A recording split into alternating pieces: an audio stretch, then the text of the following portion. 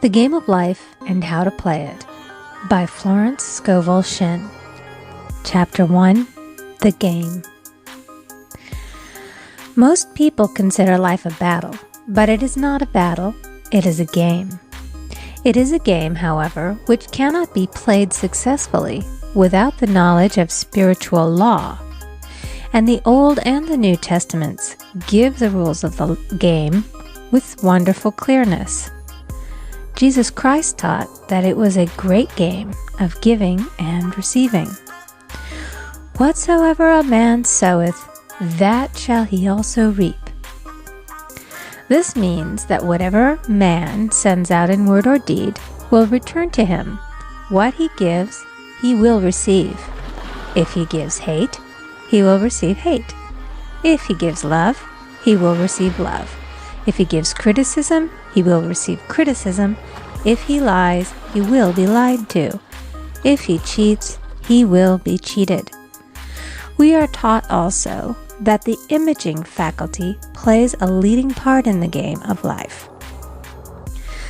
Keep thy heart, or imagination, with all diligence, for out of it are the issues of life. Proverbs 4:23. This means that what man images sooner or later externalizes in his affairs.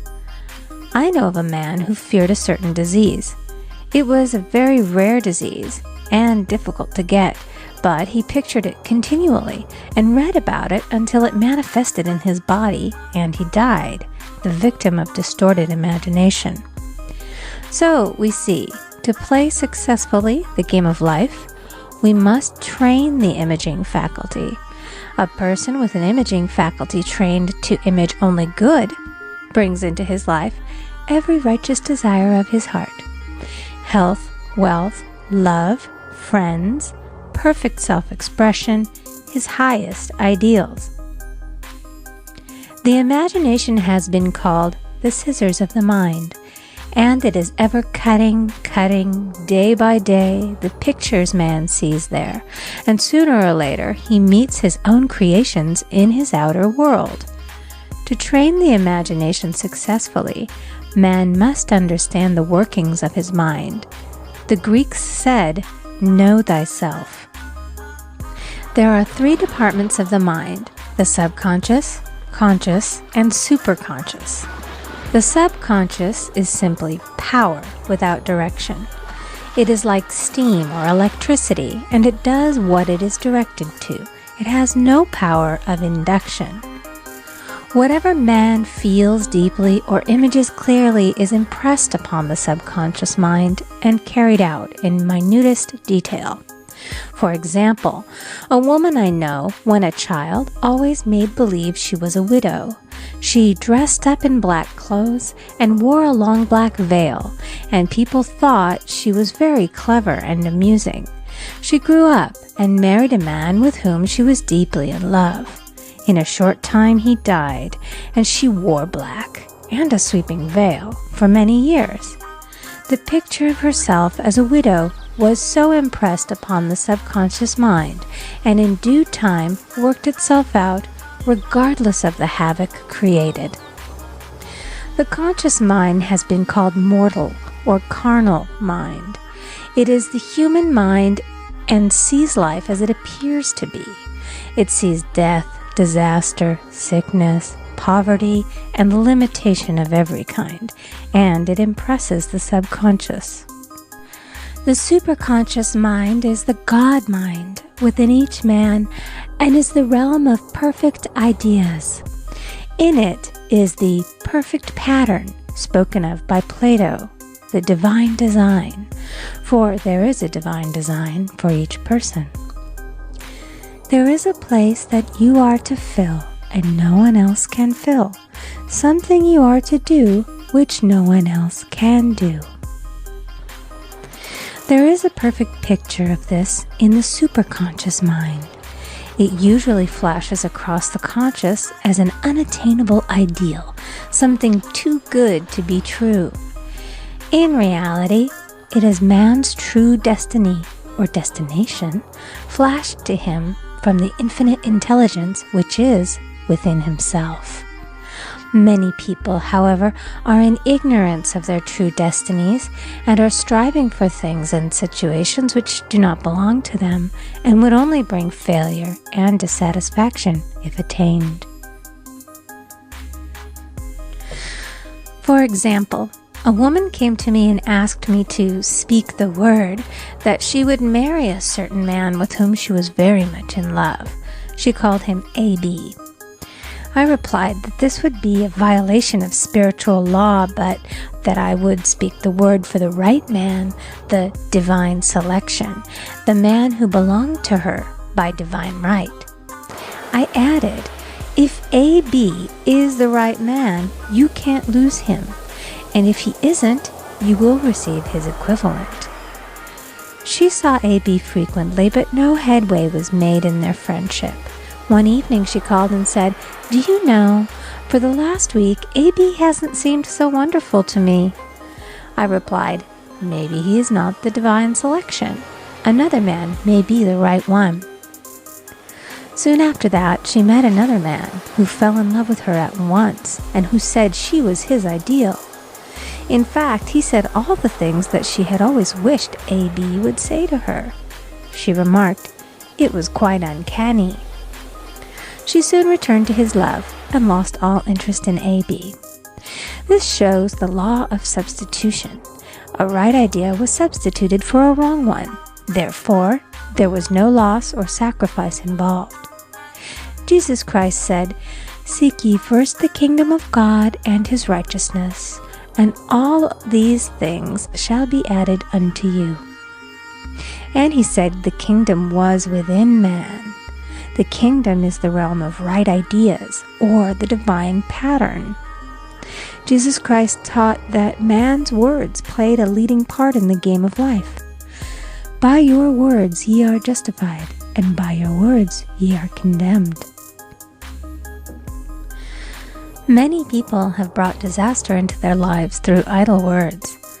For example, a woman once asked me why her life was now one of poverty, of limitation. Formerly she had a home, was surrounded by beautiful things, and had plenty of money. We found she had often tired of the management of her home and had said repeatedly, "I'm sick and tired of things. I wish I lived in a trunk." And she added, "Today I am living in that trunk." She had spoken herself into a trunk.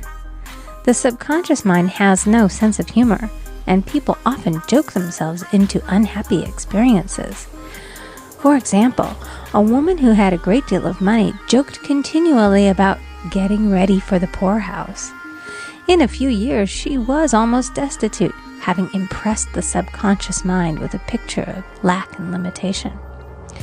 Fortunately, the law works both ways, and a situation of lack may be changed to one of plenty.